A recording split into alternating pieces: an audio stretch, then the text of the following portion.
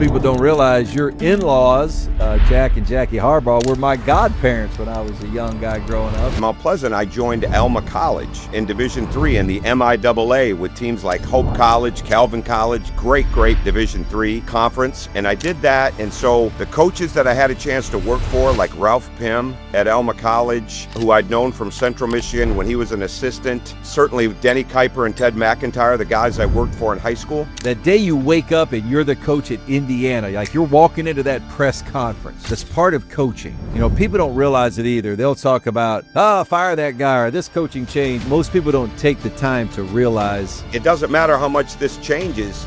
The business keeps changing, but how you win does not change. It's not about a commissioner. It's about putting together the top people, whether they represent the tobacco companies, whether they represent auto industry. I'm not coaching them right now on their team, but I'm always going to be their coach. All right, welcome back. This is the Coach Mark Gottfried Show. Today I've got a guy that's my guest. I've known him for, a whole lot of years, and somehow we got to actually be somehow related because Tom Crean, former head coach at Indiana, Georgia, Marquette. Tom married Joni Harbaugh, the sister of Jim and John, and that's his wife, and Joni and I are cousins, so somehow we're related, Tom. I don't know. Maybe we are, maybe we aren't. Huh? What do you think? I know it. 30 plus years, somewhere in there. We've been married 32 years, and I think I've known you definitely many years longer than that. So no question about it. It's great to see you. And most people don't realize your in-laws, Jack and Jackie Harbaugh, were my godparents when I was a young guy growing up. So anyway, families have merged, but let's talk a little bit about you, Tom, and your career. And you had such an amazing run, and obviously being the head coach at Marquette, you had a phenomenal run there with Dwayne Wade in the Final Four. You had a great run at Indiana, Georgia, and now doing TV work at ESPN and doing some work in the NBA. But, Tom, talk a little bit about who kind of, if you go back and look at some of the influences on you as a young guy coming up that you wanted to learn from and emulate a little bit, who would those guys be for you? I think a lot of it is when I had a chance to start coaching right out of high school at 18 at my old high school, Mount Pleasant High School. And then when I did both for 3 years, after my second year at Mount Pleasant, I joined Alma College in Division III in the MIAA with teams like Hope College, Calvin College, great Division III conference. And I did that. And so the coaches that I had a chance to work for, like Ralph Pym at Alma College, who I'd known from Central Michigan when he was an assistant. Certainly Denny Kuiper and Ted McIntyre, the guys I worked for in high school. But it was the guys I met like in the summertime or going to practice. It was definitely a Tom Izzo, who I got to know through Mike Dean. The first college practice I ever saw outside, or Division I practice I ever saw outside of Central Michigan was Michigan State. And Judd Heathcote was the coach. Scott Skiles was playing him, and I'll never forget it. And one of the great things about that is meeting Tom Izzo for a brief period of time through Mike Dean. But I would say guys like Kevin O'Neill, Fran Fraschilla, Paul Brazo, those guys were so good to me when I was young. But I'll give you another great thing that really moved me. Well, two things: working camps and getting to know a guy like Bobby Cremens, who was incredible, with how he ran his camp, how he treated people, and then how he treated me. But doing a lot of cold calling, early on as a young coach, cold calling coaches to just talk basketball or to meet them or ask them questions. And Larry Brown ended up taking a phone call from me one time. Secretary put me right through. Like, I'll never, ever forget that type of stuff. But there's so many. And even you, Mark, because I got to know you early on, certainly because getting into the Harbaugh family and realizing the connection there. So it was people like you, it was people like them that really gave me belief and confidence that if I really stuck with things, if I worked at it, if I wasn't just walking around, wandering around, trying to just see who I could meet, but that I was really trying to learn and really trying to apply it, that I could do it. And I'm very fortunate for that. Tom, we're going to dive right into a couple of things here because I'm real curious about this. So, as a head coach, I took Alabama to an Elite Eight. We never got that one more step. We're 40 minutes away from a Final Four. And for me, that was kind of, as a young guy growing up, that's just, man, I wanted to do that. And you were able to do that. You took Marquette into a Final Four, and it was a magical, magical run you had. What did that do for you as a younger coach? You're kind of coming up, you're bang, all of a sudden you're on the national stage. You had a great team, Dwayne Wade.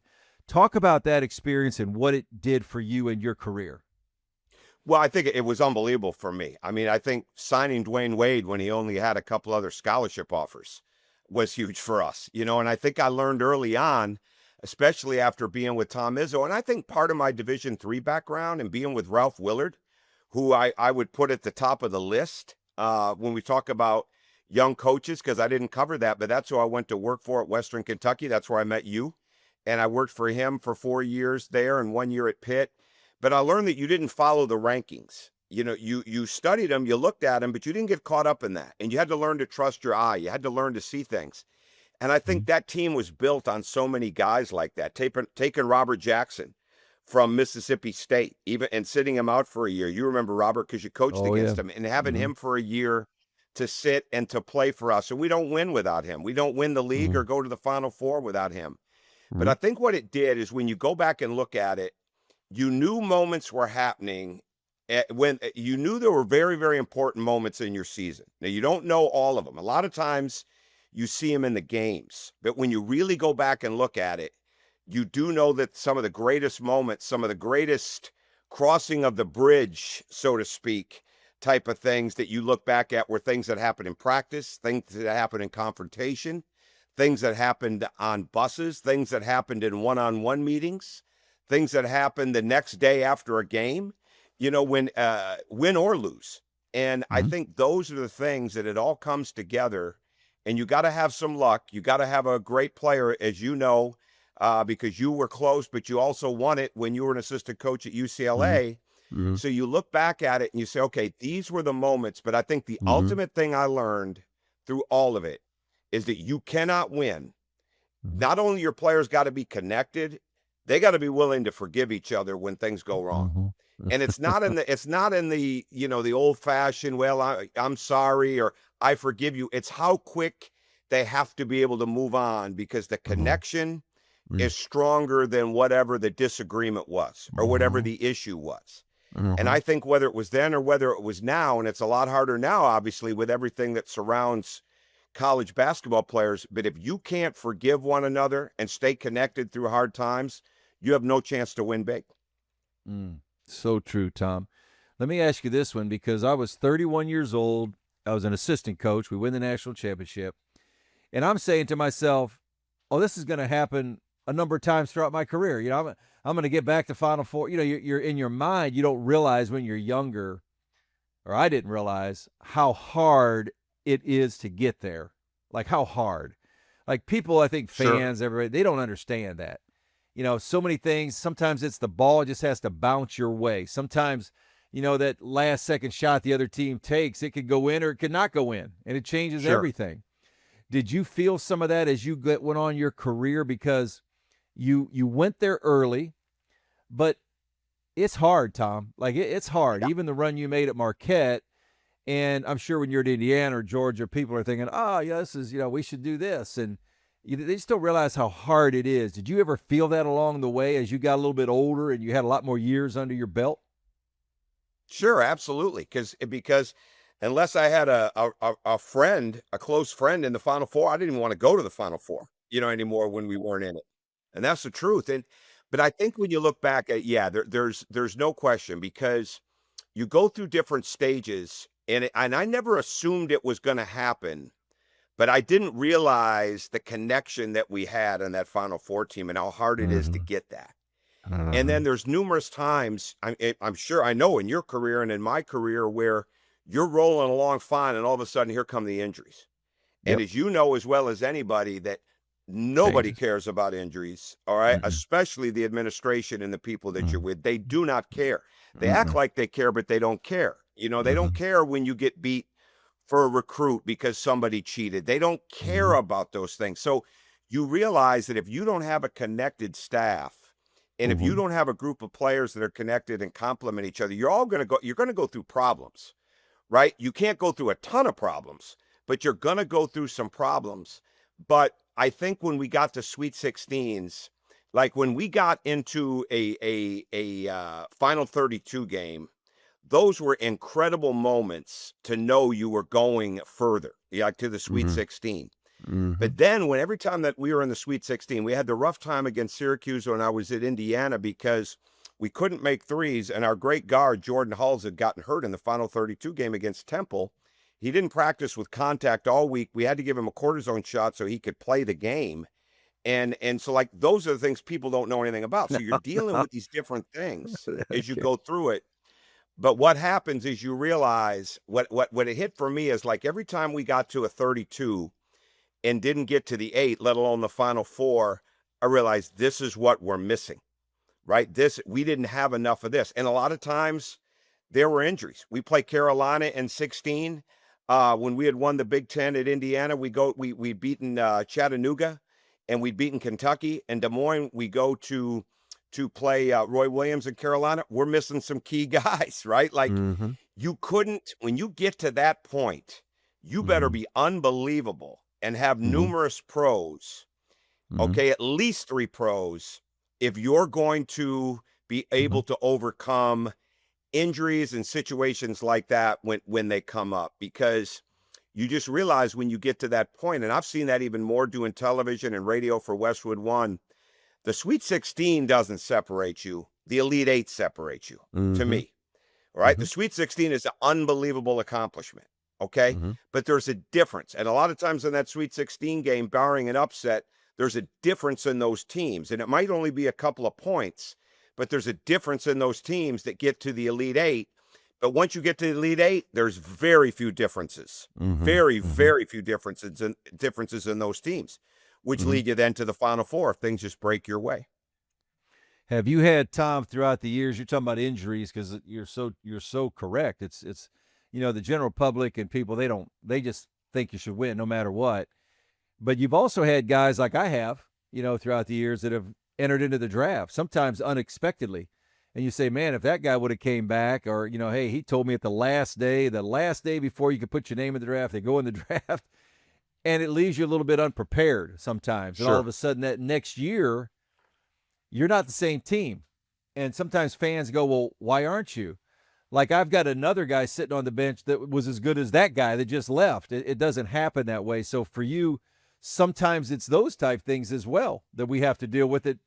Sometimes people don't really, they don't put a lot of value in that. But for us, it, I know it, we've had it, it's happened, it happens. And those are hard to overcome as well. Absolutely. And you being at UCLA and you guys worked your tail off at that, but you could pick up the phone and get in anywhere. But every other place that you coached, whether it was Murray, Alabama, NC State, me with Marquette, Indiana, and Georgia. Indiana used to be that, but that had dropped right after everything had changed there. And we walked into probation and had 28 points coming back. Like so many things changed. So what happens is this, and I learned a great lesson at Marquette. Big mistake I made, because later on people would criticize me for oversigning. Well, I knew Dwayne Wade was going to leave, right? Like, I mean, there wasn't any doubt in my mind. Now, did I know he was going to go 5th at that point? Did we know he'd turn out the way he was going to be? No, we didn't. But we knew he was going to leave because he was just too good, right? And I wouldn't sign a player. We could have got a commitment early, a recruiting visit during the year, and I didn't do it because I didn't want the media pressure. I didn't want Dwayne having to answer, well, who's going to leave? Dwayne's going to go pro. And it was so immature. Well, I wasn't immature. It was naive.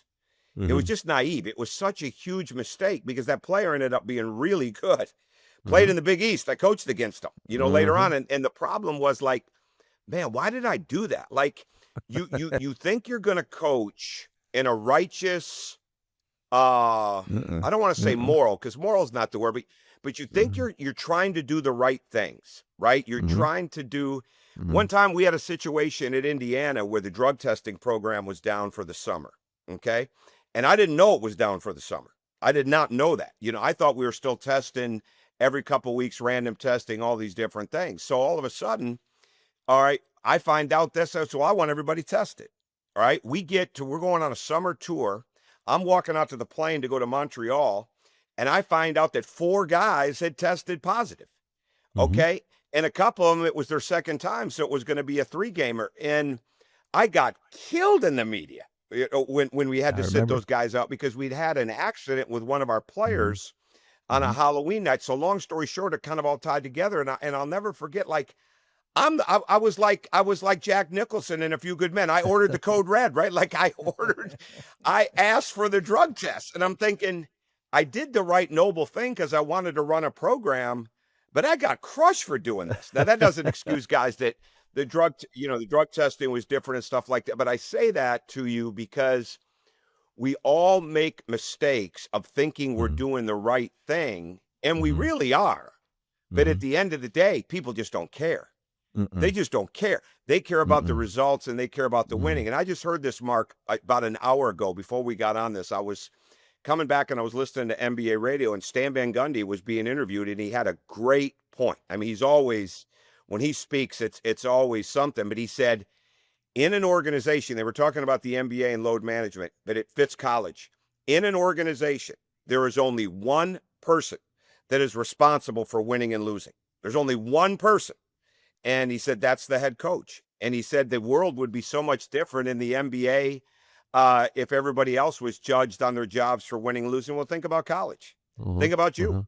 Think about Mhm. how many lonely days and nights you sat in Mhm. your office or in your car at home. And yeah, everybody loves you, but you're the only one that is accountable for what's going on with the team. And I think those are some of the lessons that I learned. Those are the regrets that I have. I don't have regrets of losing, and I don't even have regrets of making decisions that were best for people. But what you don't do is you don't always think about how everybody else is going to look Mhm. across the table at it. Mhm. And that's what gets Mhm. really hard. And I became a better leader when I Mhm. could look across the table and try to understand what people wanted. But that doesn't always You know, come Tom, back you to make a you. great And you point, know that and as well as I. yep, you made a great point about coaches. And you and I are both close to this situation. We watched John Harbaugh coach a magnificent game, had an 18-year run in Baltimore as the Ravens head coach in the NFL, and a guy misses a field goal. They miss the field goal, they miss the playoffs. And after 18 years, you wake up one day and all of a sudden you're fired. And like you say, there's one person involved. This happened to all of us, at different times. Sure. Things happen. Absolutely. Sometimes it's out of your control. But they didn't fire the kicker. They didn't fire anybody else. They fired the coach, Exactly. who you and I are both close to. And so it's part of the game, and it's a tough part of the game, but it's such a great point. Tom, talk about uh, the opportunity to go and be the coach at Indiana. Now, you took that job, and it was at a kind of a tumultuous time for Indiana basketball, but they still had Sure. the great tradition and great history.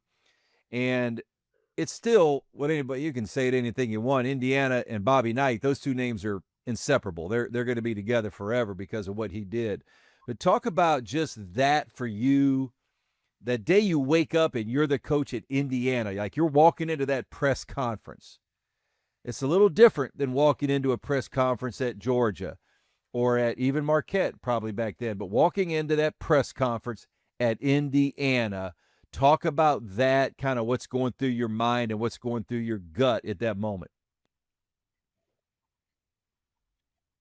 Well, at that point, I was feeling tremendous guilt for leaving Marquette because we had a really good team. We had gone to the final 32. I was feeling tremendous guilt, and so I was really kind of messed up there, and it was moving so fast.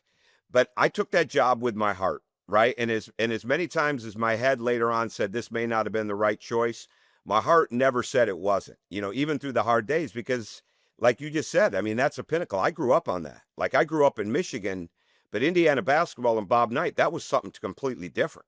Whether you were going to the Bob Knight Coaching Academy, the Bob Knight Clinic, had a chance to coach against him as an assistant with Ralph Willard, and then certainly with Tom Izzo, had a chance to coach against him as a head coach when he was at Texas Tech and I was at Marquette. So, like, it was always different. And I had to keep that in mind through a lot of the hard days. You ask about the press conference. The problem was the next day we started having meetings, and I found out from our academic advisor with 3.5 weeks of school left, we had 18 Fs going in the program at that particular time. That's a 45-minute meeting. I go into a meeting with our athletic director and senior women's administrator. I'm stunned. I got to be ashen. Like my face has got to be white as a ghost because I'm like, what are we doing? And the lady, she drops her head and she says, Tom, it's not 18, it's 19. And so like you go from unbelievably bad news to worse news. And the problem was, that was a microcosm of what went on the first 3 months, 4 months, the first couple of years, but we got through it. And that's what I was so proud of, because we got through a lot of stuff. And you lived it at UCLA. I mean, there were the factions that were never going to recover from what John Wooden did. There were the factions that were never going to recover, and they wanted it to be about them. Indiana, the Blue Bloods are the Blue Bloods for a lot of reasons. But thinking that everything is harmonious with the past is not one of those reasons. That is one of the misgivings that people have.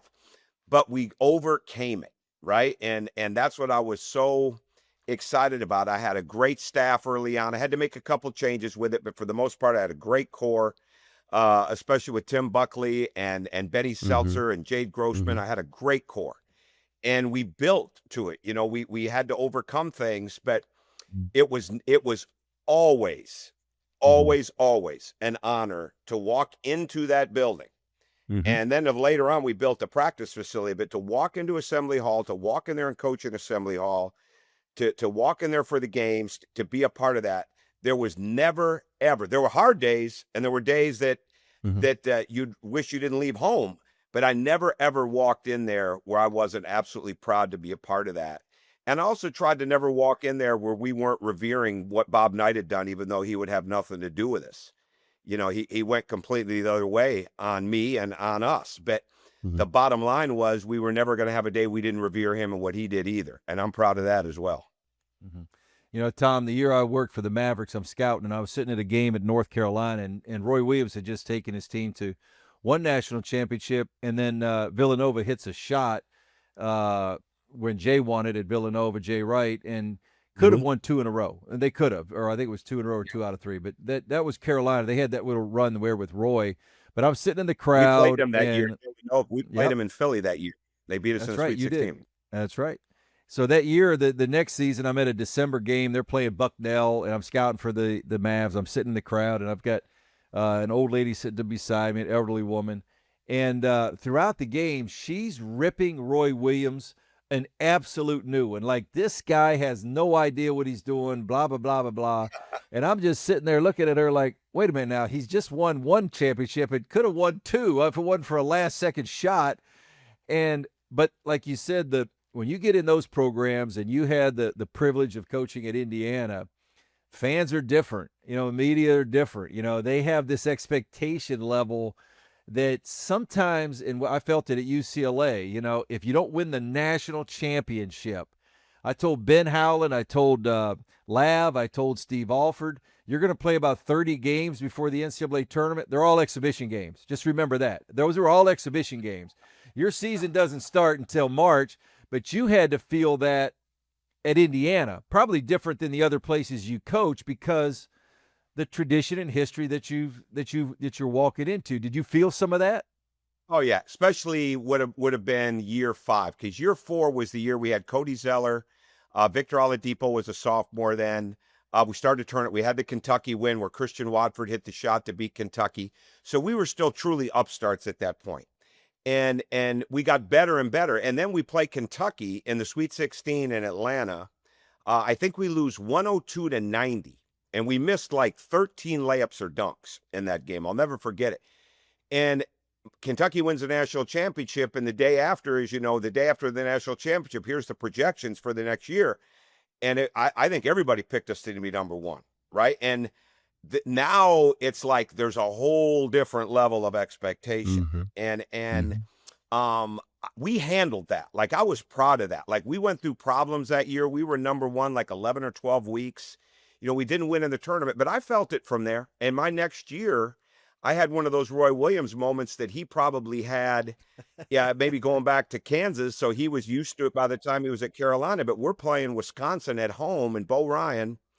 And we end up winning the game. I think Bo was still coaching there. Yeah, I think Bo was still coaching there. And we end up winning the game. But I make a substitute on a star freshman to put another guy in at the end of the game for defensive reasons. And I swear probably 60% of the crowd, 70% maybe, was booing me. And it really stunned me. Like when you go through that, I'm sure you dealt with this too, Mark, because when you go through it the first time, like the first time you fire someone, the first time somebody transfers, the first time you lose a buzzer beater, the first time you get into it with a coach, but the first time like you get booed at home, man, it pierces you, right? Like it hits you. And so you got to be able to move on, but it also toughens you up. And I look back at the Indiana crowds, that fan base, I loved it. I mean, even on our hardest days, I didn't love getting booed, but I loved it because they had incredible passion for that program. And we would have never turned it, Mark. We would have never turned the program early when we were really, really bad in rebuilding and winning 6 games and 10 games if those fans hadn't stuck with us and we were putting 90, 95% capacity every night in that building. Sometimes we might have 3 conference wins and we are packed, sold out, in 17,500 people. So I was really proud of that. And we would have never turned it without them. So you learn that you got to Yeah. take both. Yep. But Yep. it's hard now, but it Yep. was never not an honor to coach there. Yeah. It never Yeah. was. I mean, it was always an honor to coach there. Tom, if you look back on your coaching career, and you had a great, great run for so many years, and you won over 400 games. I don't know exact number, but you won a lot of games and just had a great career. But we've all had some hard times too. Like I've had them where I've Yeah. gotten punched in the gut. I'm talking about the gut now, and that's part of coaching. People don't realize it either. They'll talk about, fire that guy or this coaching change, and they don't. Most people don't take the time to realize how hard that is and how difficult. But for you, you look back you had some great moments, some highs, really highs. You had some unbelievable moments. But I'm going to put you on a spot here. Do you have one that was like, man, this is the hardest thing. This is the most difficult thing, and it really punched me in the gut hard. If I asked you that question, what would that one be? Oh, it would have been the first year at Indiana. Yeah, Mhm. it would have been that. And then actually, it would have been my second to last year. We won the Big Ten, and I'll never forget this. We're a game away from winning the Big Ten. Okay, and this kind of led into the next year. And I'm talking to Pete Thamel on the phone, and we're talking about some other things. And then we start to talk about jobs and things of that nature. And I said, "Well, what's the word on the street with me?" And I'll never forget this. I'm in the parking lot of the Cook Center, and he said, "You want me to tell you?" I said, "Yeah, tell me." He says, "Word is you got to get to the Sweet 16." And I was like stunned, right? Like stunned. And I made a couple calls. I didn't call the AD, but I made a couple calls. Oh, no, no, no, that's not the case. We end up winning the league. We tie for the league a game later. We win it outright on the road at Iowa. Okay, so we win it on the road. We're a game up. We end up going to the Sweet 16. And I'll never forget how different that felt after we beat Kentucky. There was well, first off, the night we beat Iowa on the road at Iowa, the only administrator that was on that trip was our sports information director, who made every trip, and our basketball operations director, who had assistant directors. Oh, I'm not making it up. I mean, this is crazy. So we're like, people know if we win the game, man, it's ESPN Tuesday night. I mean, Tarico Dockich, we win it. We're winning the league. And there was nobody with us. Like, it was like, this is weird. And we go to the Sweet 16. We had to send passes out as like, hey, come on back into the locker room, with some of the people that were there. It just never felt right. And it kind of carried into that next year. And I wanted a contract extension. All I wanted was 1 year. I would have liked more years. I would have liked more, but I at least wanted one because I had 4. I just wanted one, and I didn't get it. And that was the sign. That was hard the entire year, that last year at Indiana. The Georgia stuff was hard because I thought the athletic director was going to be with us. When I took the job, I was fully under the impression he was going to be there at least 4 years. And he was ready to leave when COVID hit, and he stayed a little bit longer. And I'm not blaming him because he was at that point. Football was up and running at a high level because he'd signed Kirby and they were winning. But like that was hard because now we're dealing with COVID. We had Anthony Edwards The last game he plays, we beat Ole Miss. We're playing Florida the next day. COVID hits, right? So my last couple of years there, we recruited over Zoom. I had 2 guys on my last team that I'd ever recruited in person.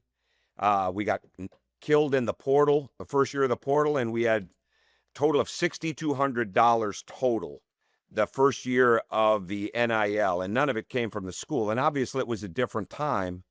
But now you're looking at a place like Georgia. I mean, they got to be sitting between $8 and $10 million easy, right? Like, it's just a completely different world.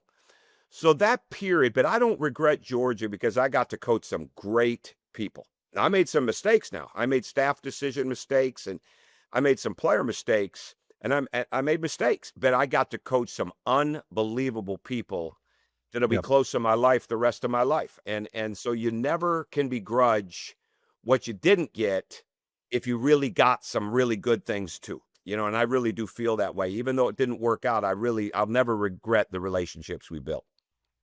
Tom, how important for you when I look back on my coaching career, and I worked for some great people, and I worked for some tough ADs too. People, I've had good and bad. I just tell it like it is, But how important is that? Like, young coaches come in and they're like we were all excited.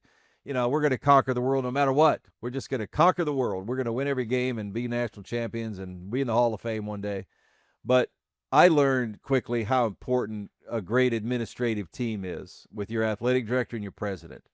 How important, when you look back as you coach, when you look back on it, talk about the difference a great support staff for a coach or a not so great support staff can be for your success or my success. Sure. Well, I think it's like this in any business.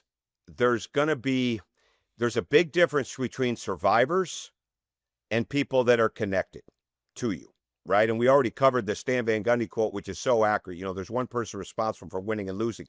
Everybody thinks they are, but they're really not, right? It comes back to the head coach. And so there's a lot of people that are survivors, and you have got to have enough people that are connected to you and that want to see you succeed and will work with you because it's a two-way street. You want to see them succeed too. Like, I think I've had 12, 13 guys go become head coaches. And the bottom line is I wanted them to be successful. And I've had to fire some people too, right? It's all part of it. But like, I think in this day and age, it's really, really hard to take a job. The best job is to get somebody that's brand new, okay, that is going to be tied to you for a couple of years, or somebody like you're there. Man, they've made maybe a couple misses on hires, but they're going to be good. This is the one. Like, this has got to go well for them. But then you got to make sure they're not going to get fired in 2 years. I had an unbelievable situation at Marquette. I mean, unbelievable. And at Indiana, not so much, because when I took the job, I was under the impression my AD was going to be there with me because I was told he was going to be there with me through everything that we were going through, because we knew we were going to go on probation. But we didn't know how bad, I didn't know how bad the program shape it was in, but we knew we were going on probation. Well, the AD was out in 3 months, right? And like, that's tough, no matter what you do. In Georgia, I loved our AD, Greg McGarity, when I was there. I loved working with him. He just didn't stay long. And so all of a sudden, it's a completely different deal. So I think, here's what I think, Mark. First off, you got to have a connection the best you possibly can with that leader, with that athletic director. The president helps, or whoever the conduit is to the president. Maybe it's a vice president. That really helps, because you got to have somebody that's giving a good message to them. But you better have a couple of other people. You better have a couple other people that are fighting for you in the meetings with the power structure, okay, whether it be the AD, whether it be the president, like somebody that's got some juice to be able to fight for you because they're with you all the time. And you got to have people that will fight for you when it's around everybody else, when it comes to, facilities, or we need this, we need that. Not where they've got to bulldoze it. I'm not looking for that. And not where they've got to run roughshod or manipulate. But they got to fight for you in the rooms that you're not in. And you got to trust that they're doing it. You can't hope that they're doing it. And then it's the same thing with assistant coaches, right? It's the same thing with assistant coaches. We've both had independent contractors, but we've both had friends for life, right? And it's how many times I would give a young coach this piece of advice, okay? When they're putting their staff together, when they're even looking at a job. If I had to make a change, okay, in a year on this person, what would I have wished I would have made my criteria for hiring them? Not the Mhm. criteria that I think I got to hire them on right now, but what would I wish I would have done?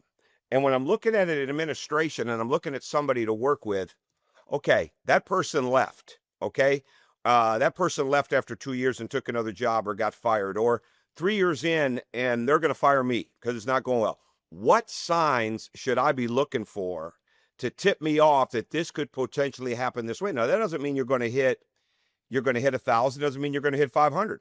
But if you don't ask questions of yourself with the next step in mind, or with the end in mind, or with what it's going to look like in a couple years, you're cheating yourself. And the Mm. smartest person in my world, and every time I've listened to her, I've been better off. And when I didn't listen to her, I haven't. And she's as competitive as any of the Harbaughs, and she's definitely the most beautiful. And that's my wife, Joni. I mean, and her mother, Jackie, is the same way. I mean, just an incredible reader of people. Mhm. And Joni is the epitome of trust your instincts, because she's got incredible instincts. And when I trusted him and Mhm. listened to her, I'd have been a lot better off at times. But as coaches and leaders, we always think we've got a different answer at times. And it's not that you're Mhm. against your spouse, or it's just like you feel like you're right in the mix. Where I said, man, if I'd have listened to her on that read, I'd be better off right now. And I think that's stuff that you have to impart too. So any coach that's going into a situation, if they're not married, they got to have somebody that sees the world for them, all right, with Mhm. maybe outside eyes, but through their eyes. Because that's Mhm. really, really hard to find, because the best Mhm. survivors make you believe that they're the most connected and the most Mhm. committed. And Mhm. they are not. They are survivors for a reason. And it's not about, well, they're going to be more committed to the school than you. That happens. I'm not talking about that. That happens. But at the same time, they've got to be committed to you being successful. The best line I ever heard, okay, Al McGuire said, Al McGuire, the great coach at Marquette, for the people that don't know him on this podcast, and Hank Raymond's was his assistant, who later became the head coach after Al retired. He said, I could do what I wanted at night because I knew Hank Raymond's was laying awake worrying about what we needed the next day. And it's like it's like Mhm. the old Bear Bryant quote, right? I mean, find people who will lay awake at night trying to make sure you're successful. It's the same thing. Mhm. It's the Mhm. same thing. I mean, and there's just not enough of that. Yeah. And Yep. boy, Yep. you know what? It doesn't matter how much this changes. The business keeps changing, but how you win does not change.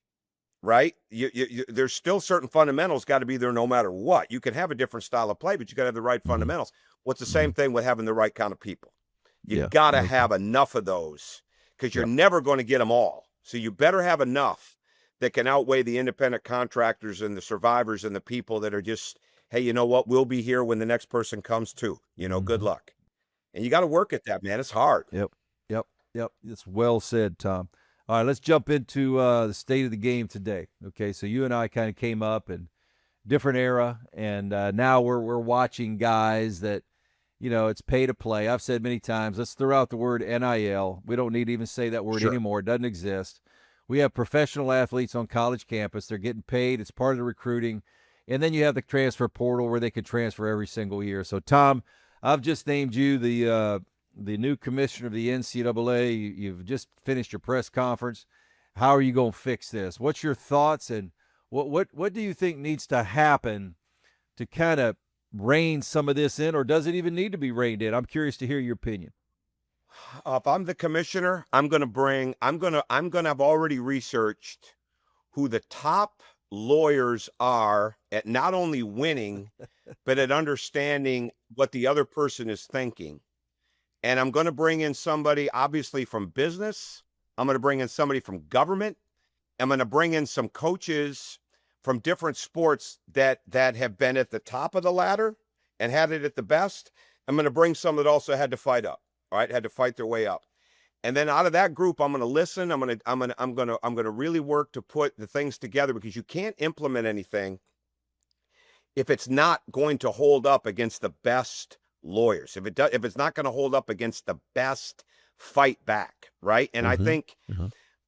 the the thing that gets so hard for me watching this, and I know it's for you too, and it goes back to that Stan Van Gundy quote, like, who's protecting the coaches, right? Like the coach's protection is the buyout.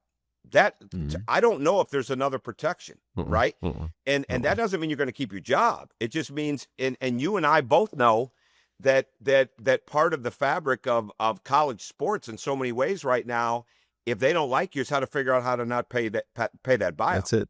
So That's you it. got to deal That's it. with that in a big way. So Mhm, like, mhm. okay, there's really not a lot of protection for the coaches other than that you're going to get some money. And so like when coaches are making decisions on how it's going to fit their program, I don't have a huge issue with that. The thing that I think just makes no sense, but at the end of the day, there's going to be lawyers that say that they could win this. I don't think anybody that's played in an NBA game, because the money Nah. is not, even some of these kids from the G League that are coming in now made a bunch of money. The kids that went to Ignite, they made a bunch of money, right? So it's not that. It's not about the money. But if they played in an NBA game, and then I don't know how you come back to college. Mhm. Now I could see No. how you go back and play college Yeah. baseball. I could see how Yep. you go back and play college football, but I don't think you can't come back and play college basketball. So that would be my first thing with Mhm, whoever I was around. How are we going to mhm. make sure that doesn't happen? Because people have been bringing people over for Europe for years. You and I both know there was so much money under the table to bring Europeans back. Now it's above the table in most situations, but in a lot of cases, the agents are getting paid and it's not even part of the NIL package. And so Mhm. I would want that. I would do everything I could do to get a one-time transfer unless the coach was fired. And then I would even have some ramifications in there because the last thing you want is for witch hunts to get a coach out so the kids can transfer, right? Like there's got to be some legitimacy to why the coach left. And obviously all the stuff, whether they're employees, whether they're not employees, you're still going to make money. Okay. But the money cannot keep changing hands for extra people, right? It's there still are there's still a lot of suitcases and paper bags of money, figuratively, literally, however you want to look at it, that are going to people involved in the recruitment. And I Mhm. think that's what would absolutely drive me nuts Yeah. right now. Yeah. Okay, Mhm. here's our money. Here's what we're getting from the collective. Okay, so this is what we have. But even with all that said, we're losing the kid because it's 100 for grandpa over here, it's 50 for coach over there, it's 75 for uncle over there. Like that's what kills you because Mhm. as you and I both know, what's changed so much is kids don't want to make their own decisions. All right? Mhm. They don't want to have to make a decision. And so many times those people are going to be involved. But those would be the biggest things to me. Mhm. But I'm not Mhm. getting worked up when James Nagy comes and plays for Baylor Yeah. because he's coming Mhm. over from overseas. What's different than what all these other guys are doing, Right. buying all Right. the pros and paying all the buyouts? There's million Yeah. dollar buyouts on some of these Mhm. guys coming from Mhm. overseas now, Mhm. right? Like, what's the difference? Yeah. But it's Yeah. it's it's not the on the books money that's the problem. It's what are you going to do when you find out that the off the books money is going? Because right now, this whole thing with what football's doing, I mean, 80% of these people can't even, they just got to be laughing at whatever Mm, people think the mm, restrictions are going to be when you hear about some of the money, the way it's mm. changing No. hands. I mean, this kid going Yeah. to Texas Tech, he got $4.7 million. And it For came 1 down year. to a bidding thing between 1 year. Texas Tech and LSU. LSU's probably Mhm. going to pay more for another quarterback. Yeah. Like Yeah. that's just crazy because that Mhm. doesn't fit what Mm-mm. they said it was supposed to become. And I think that's where you'd want to try to get the rules. And so when the coaches, I'll close with this one. When the coaches say, well, we just want to know the rules. You give us the rules and we'll follow them. Okay. And the moment that we catch you paying extra money to grandpa or Uncle Joe, you're done. Right? Because Mhm. that's the only way that this is going to get any teeth in it is for the extra to not being taken care of on the side. I think, and I know that's Yeah. harder. Yep. That's easier said Yep. than done. It's always been that Yep. way, but you got to have Mhm. some teeth in it if you're going to get something done there. Tom, I That's think why I'll never everything be you commissioner, said, yeah, but you but should I'll be never because I'm be going to tell you, commissioner. None of that can happen. yeah, yeah, but I'm going to tell you something because you made the best point, and you and I have not talked about this before this, but you and I are in agreement on one thing. You made the best point. The first thing you would do was kind of like OJ. OJ went out and got the dream team. He got the best, he put Yeah. together the best team of attorneys he could ever have. And until the NCAA figures out a way to win in court, you got to win in court because every Yeah. decision you make is going to get challenged by somebody. It's going to be Sure. a swimmer from the University of Virginia. It's going to be a tennis player from the University of where? It's a basketball. All student athletes. They're going to sue. They want an extra year of eligibility. They want to be able to do this. They want to be able to do that. How can you take this away? And until you have a legal team that can help you devise legislation, I'm telling you, Tom, you hit the nail on the head. I've been saying it for years, and I'll just say it out loud. The NCAA, they normally get their ass handed to them in a court of law. They just get their ass kicked over and over and over again, period. And they know that. They and they don't can't want to win. keep losing. Yeah, They they don't want to can't keep win a losing. lawsuit. They can't win one. They can't win one. And so they're 0 for. They're like an 0 for 100. And so until that happens, I've said it, and I've said it in some social media posts, I think they're on the verge of they hold the tournament. They've got the NCAA basketball tournament till 2032. But outside of that, I think that they're on shaky ground because of the legal situations. And so you hit it, pal. You hit the nail, bang, right answer on the top Well, of and the I head. think here's the Because hard part because again, I don't know if you agree or disagree with this, but we got to have a commissioner. We got to have a commissioner. Okay. Well, we got a lot of people vying for it. They don't really come out and say they're vying for it, but they're vying for it. Wouldn't we already know who the commissioner was going to be if there was one that was capable of being it? And see, that's what it is. It's not about a commissioner. It's about putting together the top people, whether they represent the tobacco companies, whether they represent auto industry, whether they're NFL lawyers, NBA lawyers, MLB lawyers. And I know we have one with the CSC, but is there any teeth in the CSC? We're going to find out, right? Like, go get the people that they have spent their life having to win against the very best people, the very smartest people, and the most manipulative people. And then go get people. I've said this forever. I've said this for 15 years. Smartest thing you can have in your program outside of your coaching staff is have somebody that has a police detective background, right? Mhm. Like when you go and you really can research recruits. And I'm probably like you. I had people in different cities, different parts of a country that I could call into and that would have somebody in a police department. The NFL was unbelievable at that. NFL and Major League Baseball. So I could call and say, hey, do you know anybody in such and such city? Yeah, I know somebody there. Hey, can you check on so-and-so? But we weren't paying for it. But like I dodged some mistakes. And there's some that I wish I would have called on, right? But like if you don't have people that think, okay, and I'm not calling the people that are trying to change the rules criminals, but if you don't have people that aren't thinking like that and know how they think and know what they're trying to do to beat you and know how smart they are, how you going to win? And then there's a way to make it all come together, right? There's a way because no one said don't get paid. No one said don't transfer. All right. No one said that. No one said you can't make a lot of money. That's here to stay. But the way that it's being done and the way that there's just absolutely no respect whatsoever for what comes out about the way that it's supposed to be. And who can blame them? Because there's nobody that's stopping them. Tom, I say this to people too all the time. I don't care if they call me old fashioned. I really don't care. I think there's certain things we as leaders and coaches that we enjoy doing, but it's also part of our responsibility.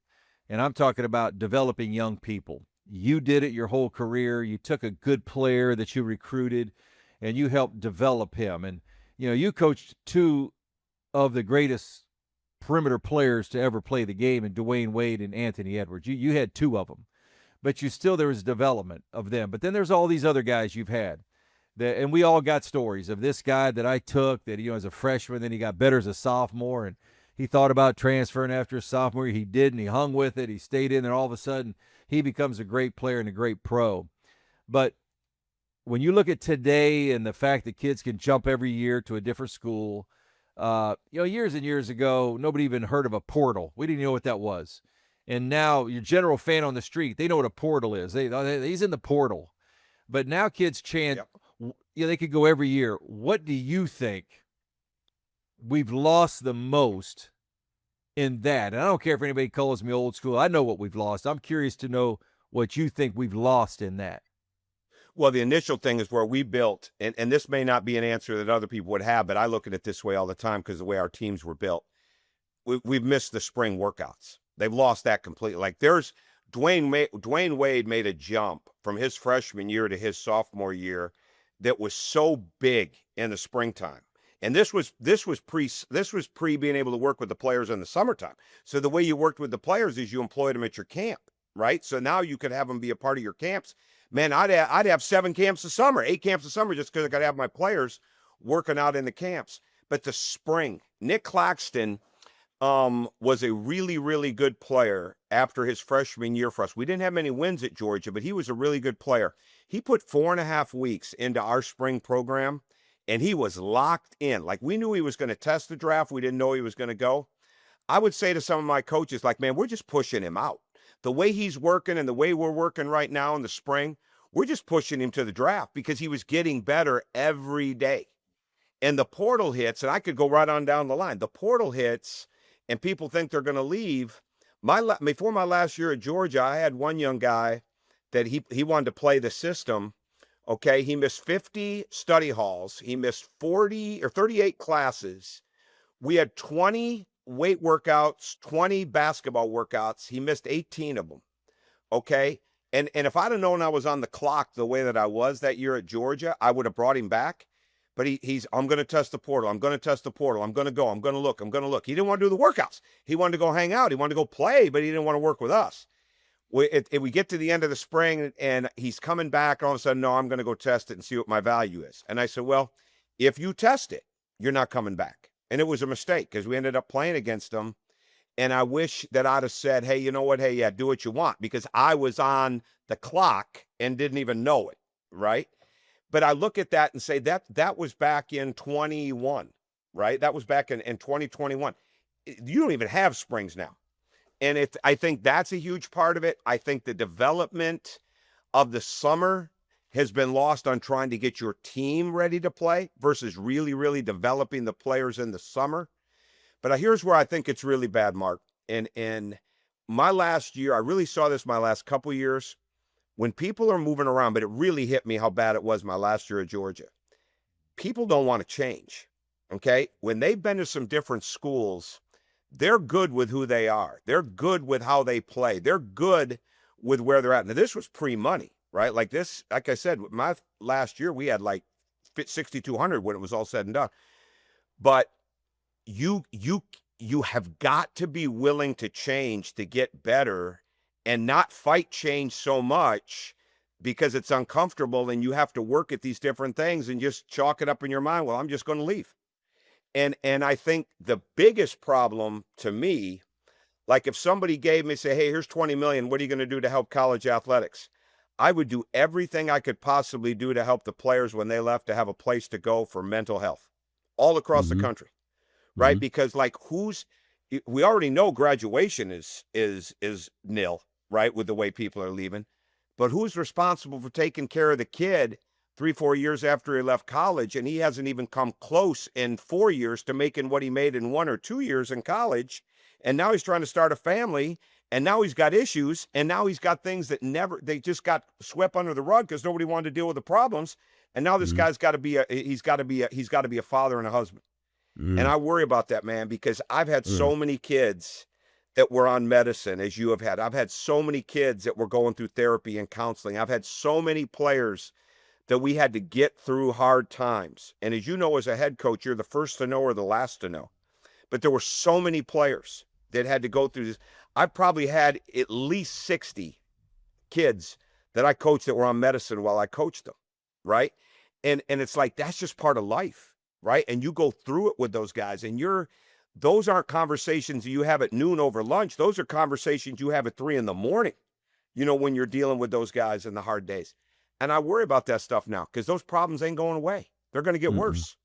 And so I think we've lost the ability and the demands that have to go on a player to get better year round inside of the program that you have.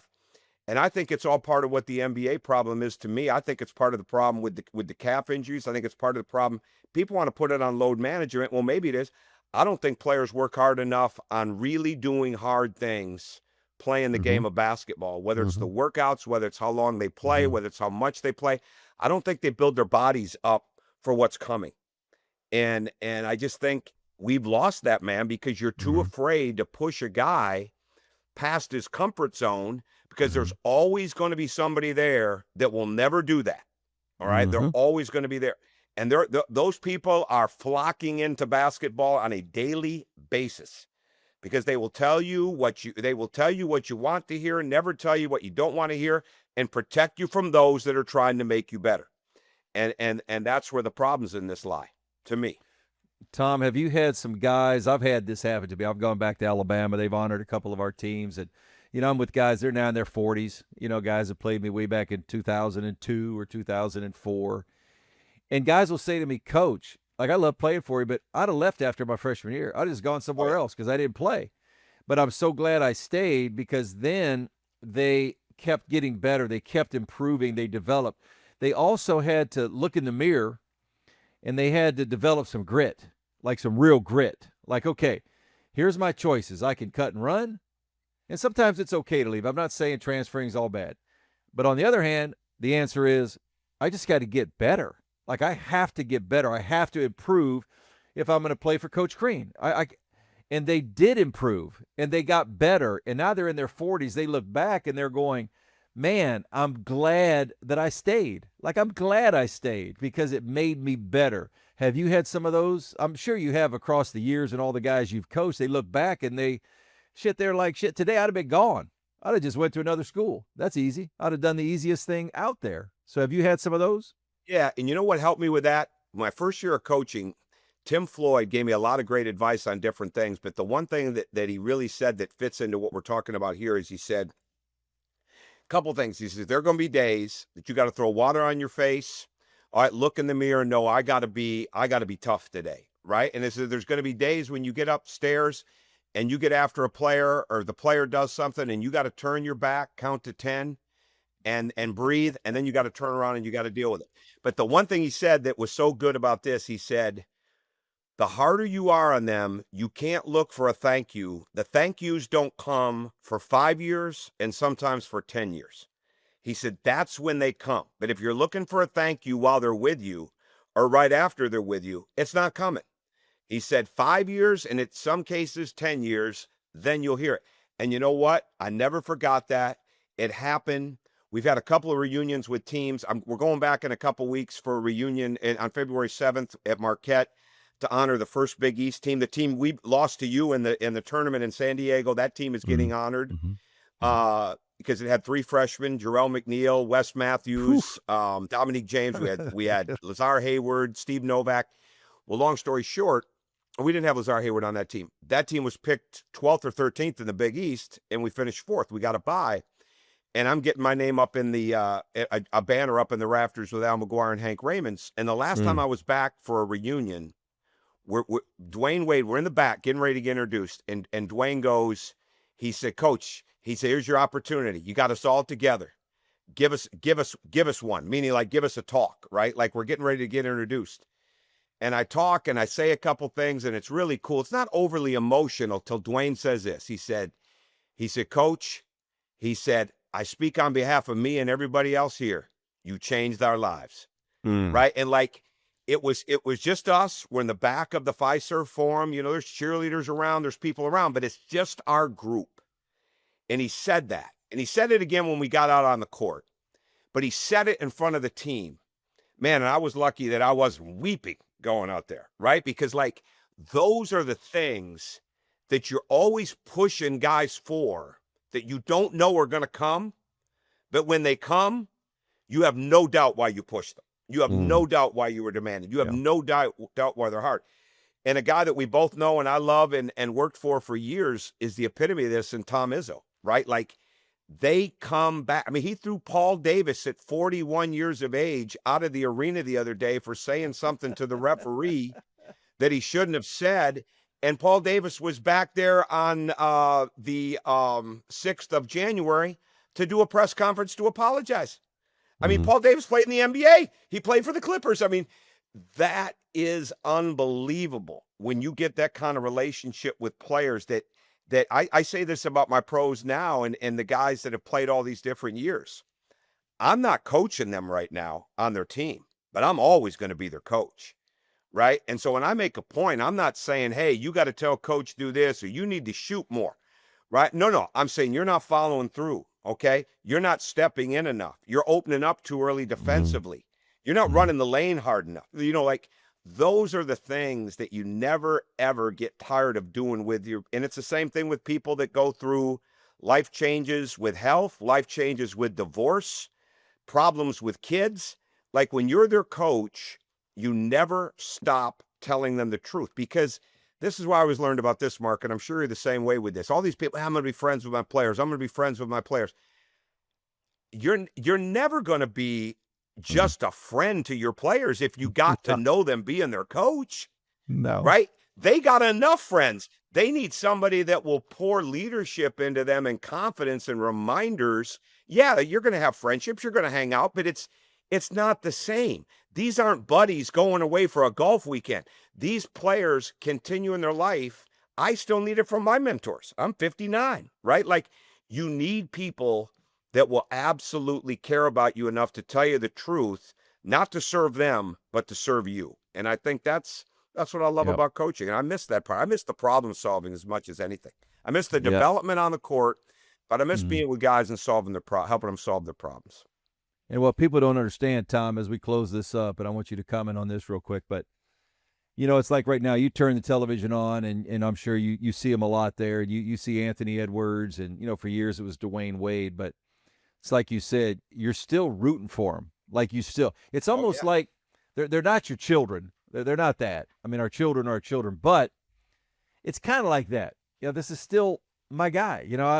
I was Yep. with you when you were young, and I'm still rooting for you. And there may be some time I may text you a message or just say something to you.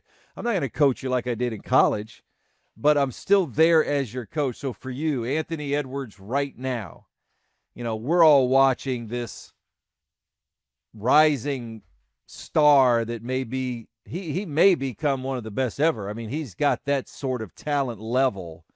Talk about how that is for you watching him as he continues to develop post that time he had with you.